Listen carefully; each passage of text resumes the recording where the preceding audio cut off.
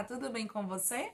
Meu nome é Cíntia Barros, eu sou médica endocrinologista e este é o seu espaço com informações seguras e atualizadas sobre diabetes. Hoje nós vamos falar sobre um tema muito interessante, que é o tratamento medicamentoso do diabetes tipo 2. Lembrando que o tipo 2 corresponde a 90% dos casos de diabetes. Normalmente, quando o paciente recebe o diagnóstico, ele já tem a doença há muitos anos e não sabe. Isso acontece porque, na grande maioria dos casos, o diabetes é assintomático, ou seja, no início da doença, normalmente nos primeiros anos, o paciente não sente nada, não apresenta nenhum sintoma. Na verdade, aqueles sintomas clássicos de diabetes, perda de peso, sentir muita fome, muita sede, urinar muitas vezes ao dia. Tem pacientes que levantam várias vezes à noite para urinar, que são os chamados sintomas clássicos. Só acontece numa minoria dos casos e mesmo assim quando já se tem a doença instalada há muito tempo. Então, a gente precisa ficar muito atento, como se diz na gíria, muito esperto em relação ao diabetes, justamente por conta desse quadro assintomático. Mas, apesar de ser assintomático, a glicemia elevada, ela já causa lesões nos órgãos-alvos, ou seja, no coração, nos rins, nos nervos, na retina. Então, realmente é uma doença silenciosa no seu início e se deve ficar muito atento em relação a ela. Bem, mas uma vez diagnosticado o diabetes, além da mudança do estilo de vida, normalmente os médicos também prescrevem uma medicação oral, a não ser que o paciente tenha os sintomas clássicos e glicemia bastante elevada, normalmente acima de 300 miligramas. Aí sim a gente já inicia o tratamento com a insulina. Mas para a maioria, e normalmente a glicemia está elevada, mas não tanto assim, podemos começar com o medicamento oral. Só que a boa notícia é que a diabetes é uma das doenças que nos últimos anos ganhou um arsenal de tratamento muito grande. O que significa isso, Cíntia? Significa que nos últimos anos vários medicamentos foram incorporados ao tratamento de diabetes. A cada semana, a cada mês, tem lançamentos de novas medicações. E isso é muito legal, porque durante muitos anos nós tínhamos poucas opções de tratamento.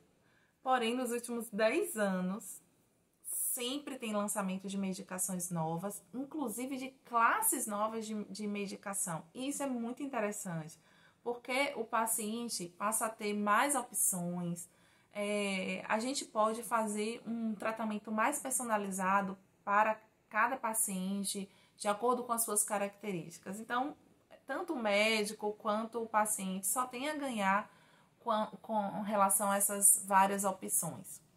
Bom, mas diante de tanta opção, o que escolher? Qual o melhor medicamento? Será que existe um melhor medicamento para todo mundo?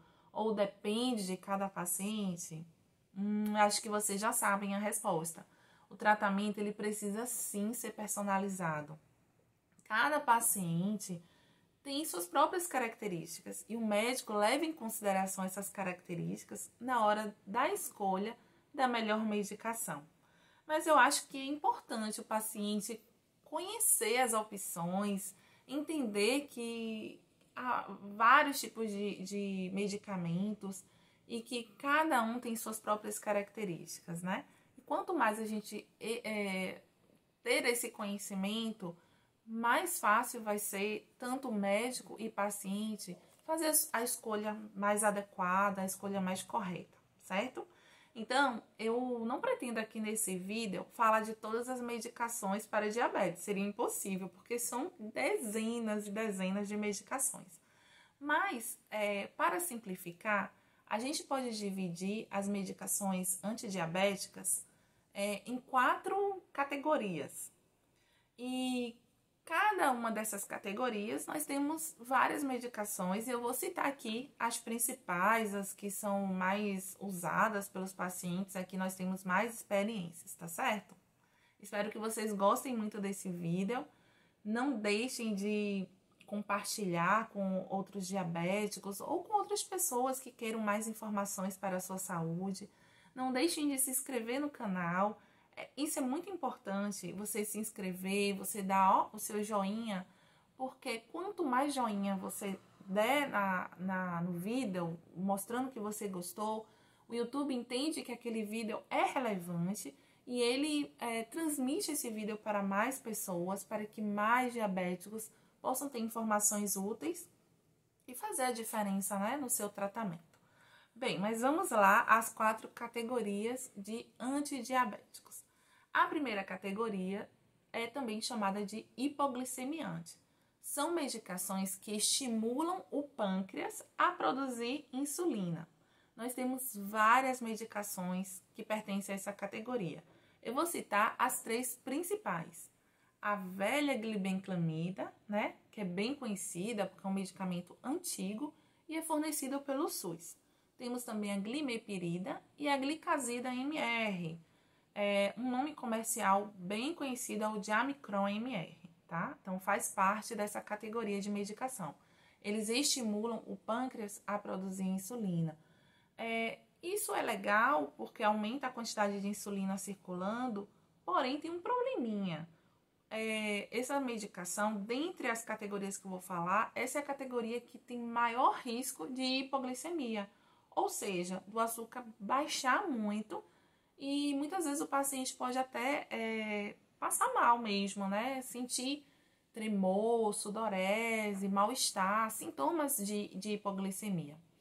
Além disso, essa categoria está relacionada com um pouco, não é muito, mas aumenta o peso, tá? Então, tem pacientes que ganham uns quilinhos aí com o uso dessa medicação.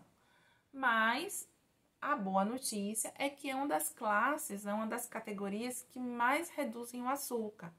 Em termos de glicada, essa categoria consegue reduzir em torno de 1,5% a 2% de glicada. Vocês vão ver que as outras categorias geralmente ficam em 1%, 1,5%. Então, é uma categoria bem interessante em pacientes que estão com as glicemias bem elevadas. Não é tão interessante assim para início de tratamento, para aquele paciente que tem um diabetes, mas que as glicemias não são tão elevadas assim. Então, a gente realmente precisa ver os detalhes, as características do paciente para poder fazer uma escolha mais acertada, tá? Mas, então, essa é a primeira categoria. São as medicações que aumentam a secreção da insulina. A segunda categoria são antidiabéticos que não aumentam a secreção de insulina, tá? E dentro dessa categoria, nós temos 3 classes principais. A primeira é a carbose, que é uma medicação bem interessante, porque ela bloqueia uma enzima que fica no intestino, no nosso intestino, e essa enzima é responsável por absorver a glicose após a refeição. Então, ela diminui a velocidade com que a glicose é absorvida pelo nosso intestino. Parece bem interessante, não é?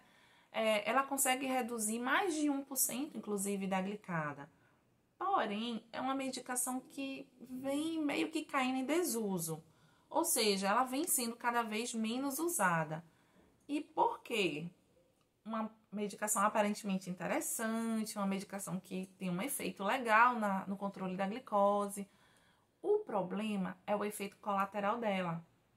É uma medicação que causa muita flatulência, desconforto abdominal, os pacientes queixam muito de gases. Claro, não é todo mundo, né? Mas muitas pessoas sentem esse desconforto e não gostam de usar a medicação por conta disso, tá? Mas, de repente, se você tem uma glicose que está elevada e você já toma outras medicações e está precisando fazer mais uma associação, pode ser que a carbose seja interessante e você pode testar. Eu, pessoalmente, tenho alguns pacientes que usam e não queixam, tá? Não tem flatulência, não queixam de desconforto abdominal e usam tranquilamente, mas a maioria dos meus pacientes tem essa queixa e acabam não usando. Mas pode se experimentar, não é verdade? Dentro dessa categoria das medicações que não aumentam a insulina, nós temos também a famosa metformina. Eu acredito que a metformina é o medicamento para diabetes mais utilizado em todo o mundo. É uma medicação que tem um efeito bom, é barata, bastante usada e que tem efeito benéfico não só para diabetes, mas para inúmeras outras doenças, inclusive para pacientes jovens que têm ovário policístico. A metformina tem uma versão simples e tem a versão XR. A versão XR tem menos efeito colateral porque a sua absorção é mais para o final do intestino, então não tem tanto efeito colateral quanto a metformina simples. Então eu recomendo para quem usa metformina sempre preferir a versão XR, que além de ter um efeito mais prolongado, tem menos efeitos colaterais. A metformina ela consegue reduzir até 2% de glicado, então é uma medicação bem legal, bem efetiva. E ela age diminuindo a produção de glicose no fígado. Tem um efeito um pouco também na musculatura, diminuindo a resistência ao hormônio da insulina. Mas seu principal efeito realmente é a redução de glicose hepática. E a terceira classe de medicação, ainda fazendo parte dessa categoria, é a pioglitazona. A pioglitazona, ela age na periferia, ou seja, ela age no músculo, no tecido adiposo e também no fígado, melhorando a ação da insulina endógena, ou seja, da insulina produzida pelo próprio pâncreas do paciente. É uma medicação que eu gosto muito de usar nos pacientes, tem um efeito bem interessante, ela também consegue reduzir em torno de 1% até 2% de glicada, a média de 1,5%. Porém, tem algumas restrições. Pacientes com doença cardíaca, insuficiência cardíaca, por exemplo, não é legal usar a pioglitazona porque ela tem relação com retenção de líquido e pode descompensar a insuficiência cardíaca em alguns pacientes. Além disso, tem um efeito também negativo que ela aumenta um pouquinho o peso, talvez por conta dessa retenção. Mas tirando esse efeito colateral, que pode acontecer em algumas pessoas um pouco mais, em outras um pouco menos, ela tem um efeito muito benéfico em relação ao diabetes. Inclusive, alguns estudos mostram um efeito benéfico também na esteatose hepática, né, que é aquela gordurinha do fígado, que é bem comum, inclusive, nos pacientes diabéticos. Eu sempre falo assim para os pacientes, né? A gente nunca vai saber se aquele medicamento realmente é bom para aquele determinado paciente até testarmos, né? A gente precisa testar para saber se aquela medicação vai ser boa para aquele paciente, porque realmente nós temos muitas opções. Bem, a terceira categoria é uma categoria muito interessante. É uma categoria bem mais nova do que as duas primeiras que eu já falei. E essa categoria são medicações que aumentam a quantidade de insulina, mas na presença da glicose. Então, aumenta a secreção de insulina, dependendo da quantidade de glicose, e tem um efeito na redução do glucagon, que é um hormônio também produzido no pâncreas, mas que tem um efeito contrário da insulina. Ele aumenta a glicose. O glucagon ele é muito importante, porque no período de jejum, por exemplo, em que a nossa glicose cai muito, o glucagon é produzido para que a glicose aumente e assim a gente não passe mal, tá? Porém, no diabético,